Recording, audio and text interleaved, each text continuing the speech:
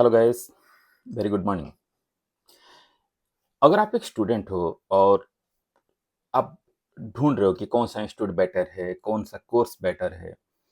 दोस्तों ने तो बोल दिया कि कंप्यूटर साइंस ले लो। अभी कंप्यूटर साइंस में हम कौन सा फील्ड चूज चूज करें? उसमें डाटा साइंस है, एआई एमएल है, राइट? बहुत सारे फील्ड्स हैं। और अभी का जो हाइप बना है कि एआई ये कर लेता है, एआई वो कर लेता है, हम रोज कुछ नया चमत्कार देख रहे हैं एआई का, राइट? सो इसमें हम किस डायरेक्शन में जाएँ ताकि आफ्टर 4 इयर्स जब हम बीटेक कंप्लीट करें, या तो अगर आप बीसीए कर रहे हो या एमसीए कर रहे हो, तो 3 साल बाद आप रिलेवेंट रह सको। इसी कौन से कोर्स करें, राइट? सो ये सब चीज़ें आप खुद डिसाइड करो। पहले आई विल एक्सप्लेन यू कि 1950 से जब से कंप्यूटर इवॉल्व हुआ है, तब से आज तक क्या-क्या सिचुएशंस हुए हैं, वो पहले डिस्कशन कर लेते हैं। फिर आप खुद डिसाइड करो कि आप कौन-सा फील्ड चूज़ करना चाहते हो। 1950 की अगर बात करें, 50 से 70 तक जब मेन फ्रेम कंप्यूटर्स आए, बड़े-बड़े कंप्यूटर्स थे, राइट? हर कोई उसको यूज़ नहीं कर सकता था घर पे, ऑफ़िस पे। तो जो बड़े-बड़े ऑर्गेनाइज़ेशंस थे, साइंटिफिक रिसर्च इस टाइप के काम में ही उसको यूज़ किया जा सकता था। तो उस टाइम पे जो छोटे-मोटे ऑफ़िस थे, they are very happy, right? कि हमारा तो जॉब सिक्योर्ड है, ठीक है? वो वहाँ पर यूज़ हो रहा है, लेकिन ये हमारा जॉब कभी नहीं लगा। लेकिन फिर एक ऐसा टाइम आया कि जब पर्सनल कंप्यूटर्स बनने लगे और सारे ऑफिस में भी कंप्यूटर्स यूज होने लगे। तो उस टाइम पे ये दौर चला था, ये हम बात करें तो 1980s और 90s का दौर था, जिस टाइम पे ये एक हवा चल रहा था कि हाँ, अभी तो क्लर्क की नौकरी गई क्योंकि कंप्यूटर आ गया, सब कुछ कंप्यूटर करेगा, तो क्लर्क की जरूरत क्या है, राइट?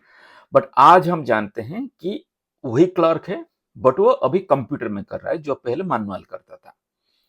तो चीजें आसान हो गई, चीजें बेहतर हो गई, राइट? फिर कुछ आगे की अगर बात करें तो इंटरनेट आया, ठीक है? वेबसाइट्स, ईमेल, ये ऑनलाइन शॉपिंग, ये सारी चीजें एक दौर आया जो आज के डेट में बहुत ही अडॉप्ट हो रहा है, राइट? सो इससे क्या हुआ कि ई कॉमर्स से जो फिजिकल स्टोर है, क्या वो बंद हो गए हैं? नहीं, अभी भी फिजिकल स्टोर्स हैं, लेकिन वो रूप अलग ले लिया है, राइट? अभी कोई कॉमर्स जो आप हैं जो 10 मिनट में घर पे सामान पहुंचाते हैं, तो वो लोग फिजिकल स्टोर हमारे घर के पास बना रहे हैं ताकि हमें जल्दी दे सके सामान।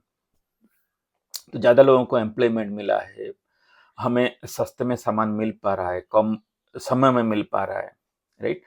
और अगर हम ये क्या क्या नया जब ये क्रिएट किया है, अगर उसकी बात करें, तो e commerce, logistic, digital marketing, SEO, freelancing, ऐसे मतलब बहुत सारे जॉब बढ़े भी हैं, राइट? अगर आप ई कॉमर्स आपकी बात करो, आप खुद के अगर एरिया में भी देखने जाओ तो बहुत सारे लोग ऐसे हैं जो लॉजिस्टिक से जुड़े हैं, जो आपके घर तक सामान पहुंचाते हैं, राइट? अगर हम थोड़े और आगे जाएं 2005 से 15 तक, जब क्लाउड कंप्यूटिंग, सास, ये सब जब डेवलप हो रहा था, तो उस टाइम पे क्या डर था कि आईटी एडमिन और जो सर्वर इंजीनियर है उनकी जरूरत नहीं रहेगी, ठीक है? लेकिन इसने फिर नए जॉब क्रिएट किए, DevOps engineer, cloud architect, right? Site reliability engineer, ये सब नए जॉब फिर क्रिएट हुए। फिर अगर हम 2018 के बाद की बात करें, आज तक नए नए नो कोड टूल्स, लो कोड टूल्स इवॉल्व हो रहे हैं जो विदाउट नोइंग एनीथिंग, भले आपको कुछ भी नहीं पता, आप पहले कभी भी कंप्यूटर नहीं किया, आपको कोडिंग नहीं आता है, फिर भी you can create a website, you can create an app, right? Without any knowledge. लेकिन क्या इसका मतलब ये है कि जो डेवलपर है उनकी जॉब खत्म हो गई है? राइट? बिल्कुल नहीं हुई है। अभी भी डेवलपर की रिक्वायरमेंट है। जब आप एप्लीकेशन को कस्टमाइज करना चाहते हो, ठीक है, तो एक डेवलपर की जरूरत पड़ती है। जैसे अगर हम वर्डप्रेस की बात करें, तो उसमें से कोई भी एक वेबसाइट बना सकता है, बढ़िया से वेबसाइट बना सकता है, उसमें बैक एंड होगा, फ्रंट एंड होगा, सब कुछ होगा, राइट? बहुत इजीली बना सकता है, एफोर्डेबली बना सकता है।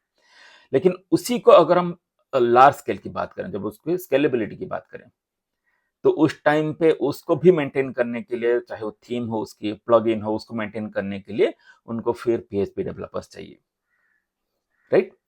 सो आप अगर आज तक हमने जितना दौर देखा है, अगर उसको आप एनालाइज करो, तो ऐसा अगर आप बूम के साथ जाओगे, मान लीजिए नो कोड टूल आ गया, तो आपको ये डर लगा कि कहीं ये मेरा जॉब ले लेगा, इसलिए आपने उस डायरेक्शन में आप चले गए, सिर्फ नो कोड टूल सीखने लगे, तो क्या होगा, राइट?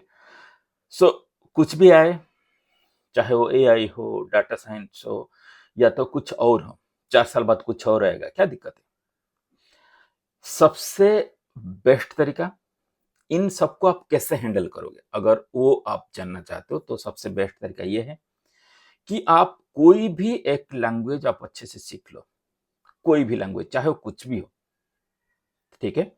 कोई भी लैंग्वेज, आप अगर डिबेट करना चाहो, एक स्पेसिफिक लैंग्वेज आप पकड़ लो, उस पर आप डिबेट करना चाहो तो हम डिबेट कर सकते हैं कि पिछले 10-20 साल से, जब से वो लैंग्वेज इवॉल्व हुआ है, क्या वो रिलेवेंट है कि नहीं है आज की डेट में भी, ठीक है?